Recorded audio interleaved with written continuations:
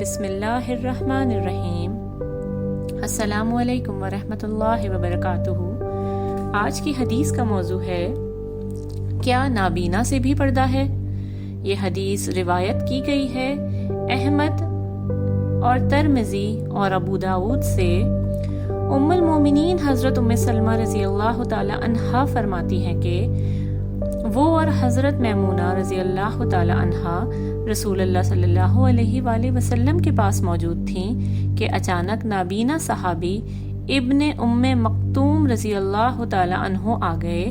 آپ صلی اللہ علیہ وآلہ وسلم نے انہیں دیکھ کر فرمایا کہ تم ان سے پردہ کرو۔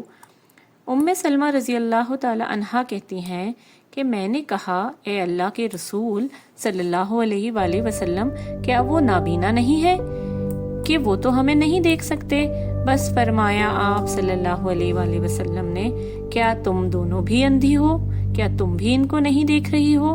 حدیث کا مفہوم یہ ہے کہ مرد نابینا ہو یا نہیں ہو لیکن ان سے پردہ لازمی ہے، اور اگر مرد نابینا ہے اور مرد عورتوں کو نہیں دیکھ سکتے تو عورتوں کو بھی تب بھی پردہ کرنے کا حکم ہے، کیونکہ وہ تو دیکھ سکتی ہیں۔